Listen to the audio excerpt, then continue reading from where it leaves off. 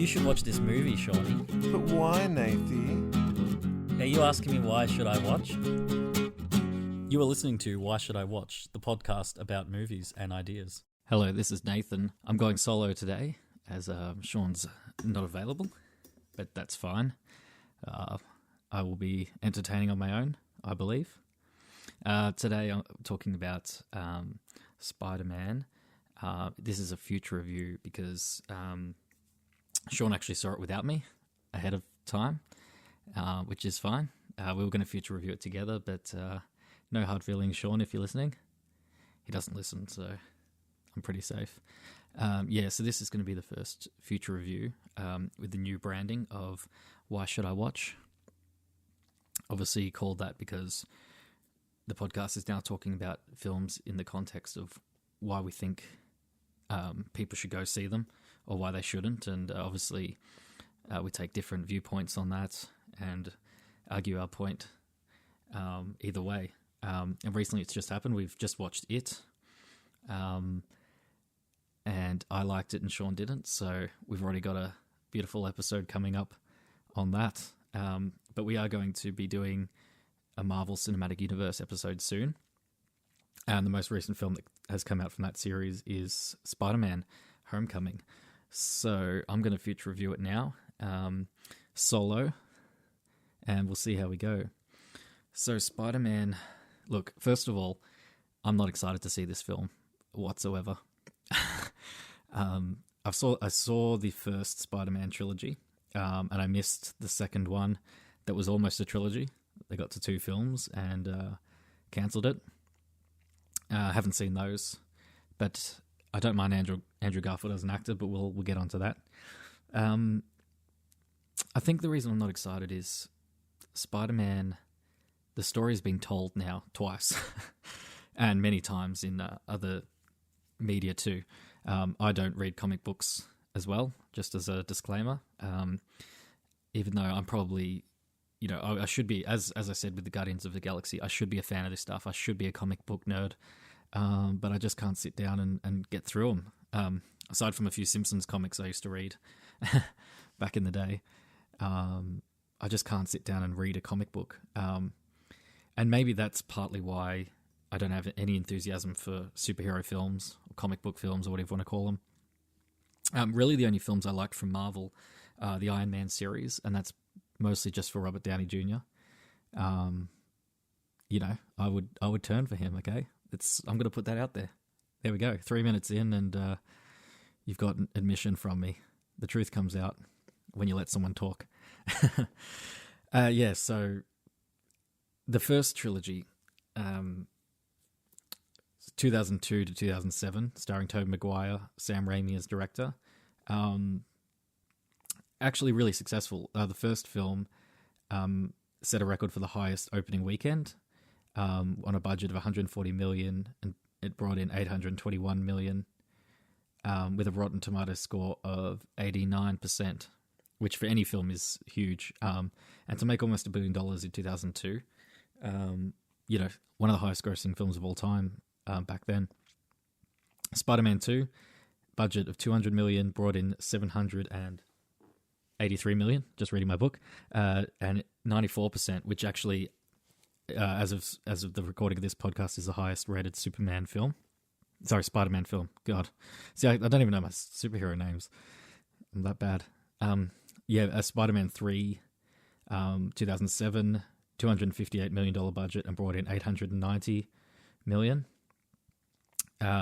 which is actually the highest grossing Spider-Man film so far. But it got a Rotten Tomatoes score of 63%, so it fell right off the cliff. And without going into specifics about that trilogy, because that's not what I'm reviewing, I really, I did enjoy it. I thought Tobey Maguire was excellent as Spider-Man. He got that sort of awkward adolescent feel, and because the story of Spider-Man's about it's a coming of age story, really. When you've got the themes of identity crisis, and no one really knows Spider-Man's identity, and Peter Parker's sort of like a young journalist upcomer who has to report on Spider-Man, and it's this whole double story there. I think that's what it is. Or is he a photographer? See, I don't even know the story. Then came Spider-Man, the next Spider-Man series, The Amazing Spider-Man, starring Andrew Garfield, who, again, I think is a great actor. He was awesome in Hacksaw Ridge, which was Mel Gibson's comeback movie last year. Great film, great actor. $230 million budget for the first one in 2012. It brought in $757 million, with a Rotten Tomato score of 72%, which is, fresh. Then The Amazing Spider-Man 2 in 2014, $250 million budget, brought in $708 million, and 52% of Rotten Tomatoes. So again, fell off a critical cliff, and it didn't really recoup. I've worked out this thing, and we're going to talk about it soon, but just long story short, it seems to be 4 times the budget of a film is when it's considered a successful, like a box office hit. So if you look at Spider-Man 2, $200 million budget, and the original Spider-Man 2, $200 million budget, and 783, I had to look at it again. That's pretty much 4 times its budget, brought in basically $800 million on a $200 million budget, considered a success. So with a $250 million budget, you'd be looking to bring in $1 billion, and to bring in just over $700 million for The Amazing Spider-Man 2 would be a disappointment. And I'm guessing is one of the reasons it got cancelled, the third one. It was actually supposed to be a series of, it was going to be 4 films planned. And then after Marvel announced in 2015 that they'd be bringing it into the Marvel Cinematic Universe, which is, the timeline of Robert Downey Jr., Iron Man, and that series, the third and fourth got cancelled. And that's when we got the announcement, yes, for Spider-Man Homecoming. And I remember when it was announced, it was this, it was going to be Donald Glover, also Childish Gambino, Troy from Community, however you know him, also starred in Atlanta, a fantastic comedy series. So he was going to play Spider-Man, and they were going to have a black Spider-Man, which I think would have been great, just to change the storyline, and you actually get a fresh perspective of, and you've got identity in there and everything. But they ended up going with Tom Holland, who, I haven't seen anything he's in, but I guess he's a great actor. I've only heard good things, and John Watts is director. So the budget was $175 million, and it's already brought in $823, which isn't the highest grossing Spider-Man, but relative to its budget, and sort of the declining film sales, is pretty good numbers.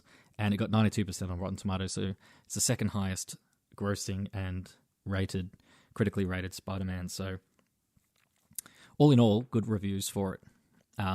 You really can't complain with, if you get numbers like that, on paper it's considered a good film, a successful film. I think what kind of annoyed me about it is the marketing, even just in talk show interviews and on the trailer, there's a lot of Robert Downey Jr., a lot of Iron Man. It's like he's sort of passing the baton. There's some sort of reference to Captain America, like, oh yeah, is he going to be in our training or something? It just seems like they're sort of shoehorning Spider-Man into the series. And yes, to be fair, the comic book nerds out there, Marvel fans, I know that he was in Captain America Civil War, and I haven't seen that either, so shoot me. No, but I know that Spider-Man's a massive character within, he's got massive significance within the series, within the Marvel universe. Obviously brings in massive money, which is what it's all about. And, the past films were critically successful, you would say, overall, except for the last one in each of those series. I just, on a personal level, just don't think, I just don't see where the story can go. I don't, because it's like his Auntie May dies, or his uncle dies, and Auntie May looks after him, and she tells him something about being ordinary, or helping other people. I can't remember the quote. Should have written it down. But it's sort of just that. I guess it's become even more cliched since 2002. The first Spider-Man film of the modern era was 15 years ago now, and every movie trailer uses those. It's got to be that wise quote, like, we must make that choice to save the one we love, or to sacrifice ourselves, or the quote. Don't pretend you don't know. And that's the kind of thing where it's just become a cliche. And I guess if you've got Robert Downey Jr. in it, and he always keeps things fresh. There's probably a fresh take. I know Michael Keaton's fantastic as the villain, as Vulture. So it would be worth watching for that. So I'm definitely going to watch it because future reviewing, and then I'll have watched it by the time we do the podcast with Shaun and our friend Chris, who's a Marvel wizard, seen all the films and knows a lot about it. But just, I don't really care. Like, if I didn't watch, obviously I haven't seen the last two, and my life hasn't been affected in any way. I don't feel like I'm missing out on anything. But look, I just don't see how it's not going to be in the template of, superhero, human, what is his name, Peter Parker struggles with like a personal issue, like, oh, I'm in love with this girl, or oh, I'm a little bit nerdy. And he'll overcome it by finding out he's Spider-Man. And, oh, no, I can't be Spider-Man. Yeah, you are Spider-Man. Rise to the challenge. Oh, really? Then there'll be a training montage. Then we'll find out about the villain who's attacking a city. And then that city will be in trouble, and they'll need to call on him because somehow all the other Avengers are too busy that day. So he has to be the one to do it. Why can't Iron Man do it? Maybe he does. I don't know. I haven't seen the film. But that's just the template. And then there'll be the round table discussion that we always see with, oh no, it'll be like Nick Fury saying, you guys, the Hulk, you're sick, you're on sick leave. Who's the other one? Captain America's on annual leave. Who's going to step in? And then Tom Holland will be in the corner, and they'll be like, yeah, he's not ready. But he'll be like, yeah, no, I think I'm ready. Or he'll be like, am I ready? And they'll be like, you're ready. And then Robert Downey Jr. will be like, you're ready. I've seen the power within. And then he will rise to the challenge and fight Vulture because for some reason all the other Avengers can't. And that's, look, I'm probably spot on with the plot. I'll have to wait and see. I'm sure Vulture will seem like he's down and out, or Spider-Man will seem like he's down and out, and then at the last minute he'll overpower him and he'll save the day. Just a guess.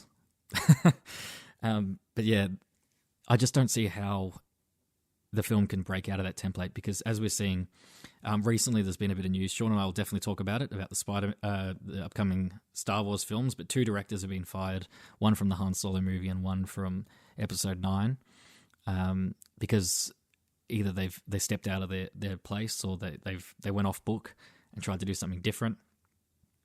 And because the reason I'm saying that is because Marvel and Lucasfilm are both owned by Disney, and Disney, it's obvious they're a business. They're in it to make money. They need to make the most profitable film they can, and to do that, they will use the template that works. And I guess that's fair enough. I'm not expecting like a David Lynch film. It's not going to be like experimental, like Spider-Man goes into an alternate dimension and finds the meaning of life. It's that's not really what I want, and it definitely is not what I'm expecting. But I think I do remember. When I watched the original trilogy, it just was a fun movie. And I think Spider-Man 3, it was overpacked with characters, and I did obviously find it the least entertaining, along with like the general public. But I think it's because it sort of lost a bit of the fun to it. When there was like the emo Spider-Man, and it sort of tried to become a comedy, and then it was really serious with the Sandman and his family, and he went off in a puff of sand or whatever he did. It was something like that. So I think as long as it's a fun light, and I guess that's probably why Robert Downey Jr. is in it, that it doesn't lose that sense of like it's a comic book film. It's not like super dark. It's not going to go down the Christopher Nolan Batman route and be like a dark, gritty film. It's just going to be an entertaining, Spider-Man film wedged in between. I think Captain America was the last one, or Doctor Strange, one of whatever the film came that preceded it, and then sandwiched between this and Guardians of the Galaxy 2, or whatever film's coming next. I think there's an Avengers 2, and he's going to be, Tom Holland as Spider-Man will be in that. So I know they're bringing him into the series, and this is his single film to shine. So hopefully Tom Holland pulls it off. Never seen him in anything else, so looking forward to it. Another white Spider-Man. Good one, Marvel. But yeah, look, we already know how much it's going to make financially because it's already been out for a while. Typical of me, late to the game. But I'll give it, let's say 3.5 stars, but hopefully a 4. And I'll that would make it 75 to 80%, or 70 to 80%. So yeah, let's say I'm expecting to give it a 70, but hopefully I'll give it an 80 and love it. And I'll have nothing but good things to say about it when we do that podcast coming soon. This has been Nathan with the Shaun and Nathan Show, former Shaun and Nathan Show. This has been Nathan with Why Should I Watch? Future review of Spider-Man Homecoming. Can't wait. Why Should I Watch is a Skinny White Boy production. For more information, visit www.skinnywhiteboy.com.